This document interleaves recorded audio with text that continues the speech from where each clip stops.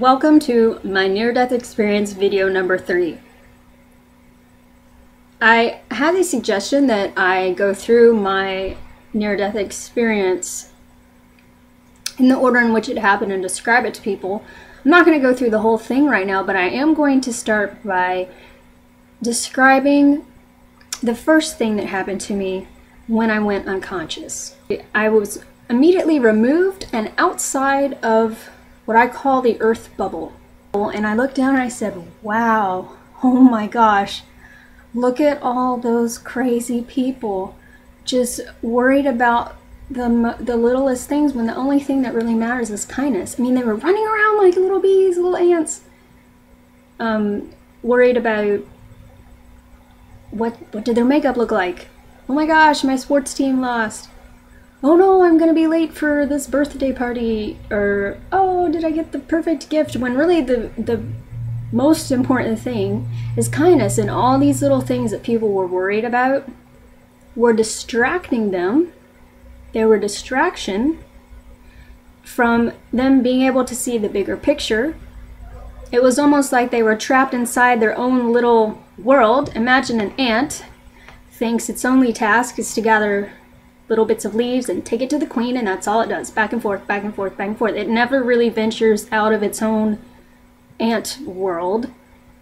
And that's why I see a lot of people were stuck like that. And it's really it's really almost as like a type of ignorance. So this experience removed me from that, and immediately, just within the first moment of leaving this earth, immediately my conscious was expanded. I had a higher intelligence because I was able to be outside of the bubble of my own little world. And if you have the free time, if you're able to, take a look outside of your own world, at the larger world, and notice there are a lot of other people suffering. Don't be blind to it. Don't choose to be ignorant. Be aware. Let your consciousness expand to other things that are going on in the world. And most people kind of have an inkling of what's going on in the world, but I just see a lot of reality TV shows. You know, the ones where it's all about the drama and who's dating who, and oh my goodness, let's get in a fight over some wine or something, and it's just stupid and ridiculous, and it makes me want to throw up. So if you're one of the people that's like really watching these reality shows and you're just, I'm sorry, it's just a waste of time. That's just how I feel, and I'm gonna leave it at that. Okay. You could be using that time to help the world, and you should, because apathy is also a lack of love and kindness. All right. And I mean apathy for what's going on in the world. Let me scroll down here on my notes. Okay. Yeah, okay. My notes, I said pretty much everything was useless that I saw on Earth. The civilizations, they come, they go. Everything's in a constant state of change anyways, which is good because that's the creative process.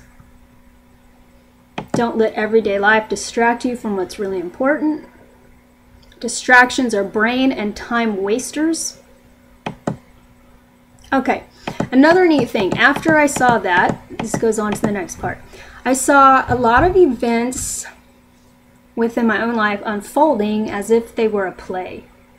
Now, I don't know what this means, but I really saw certain things happening as if it were a play. Now, maybe this is that there are some predetermined events within our life that we're meant to experience. Because I know about acting, and within this play of Earth, there were even extras.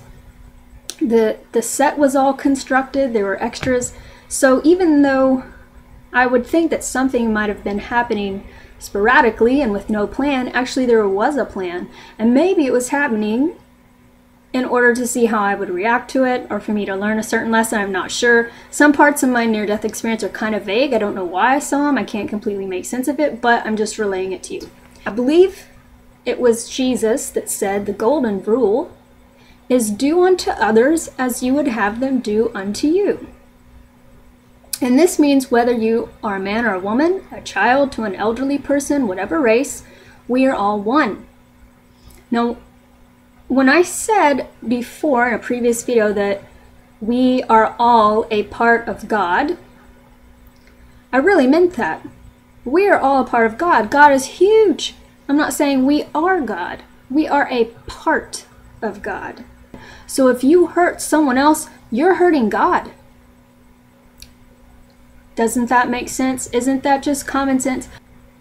I wrote down that many times it's the way evil people are raised, that they're brainwashed to think that they can treat others unjustly. And that we as the good and conscious people can help change that.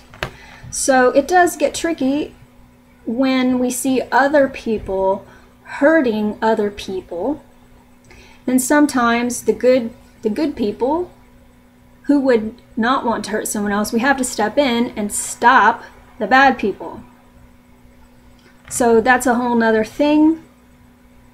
I'm going to stop right there. I'm going to keep rambling. Let me go on to the next subject here. Okay. Describe what it was like not having this body. I consider myself a healthy person. I hardly ever get sick. I suffer a little bit of fatigue here and there like everyone, but I didn't realize how heavy and dense this body felt until I was out of it.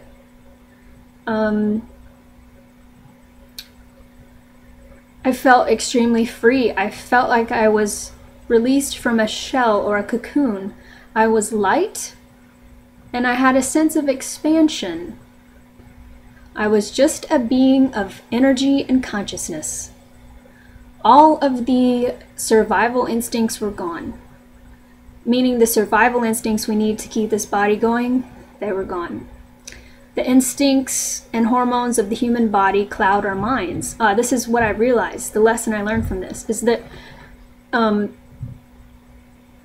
example, when you're in this body, you get hungry. If you can't eat, it might make you grumpy. But when you're not in this body, you don't get hungry. You don't need to eat.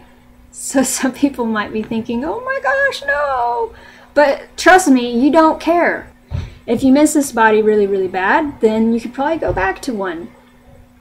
All is possible. I'm just telling you my experience.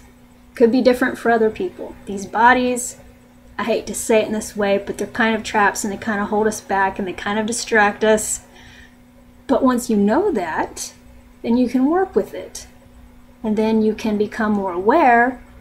And the goal here is to thrive within these bodies and to enjoy these bodies while we have them, as long as you don't hurt anyone else. That's the rule. Okay. Sometimes people, they worry about making money. That's another survival instinct in this society. You have to have money to have things like food and health insurance. So those worries are gone. Really, all worry is gone. So I know some of you still might be thinking, wow, that's really scary to not even be a man or a woman, but I'm telling you, it's great. You're something bigger than a man or a woman or a human or a race or an age. All of those things are little categories. You're above all that. You're way bigger than that, okay? Those are things that we're just sort of, when we pick our body or we come into a body on this earth, those are like the default things that you're given. But that's not who you are.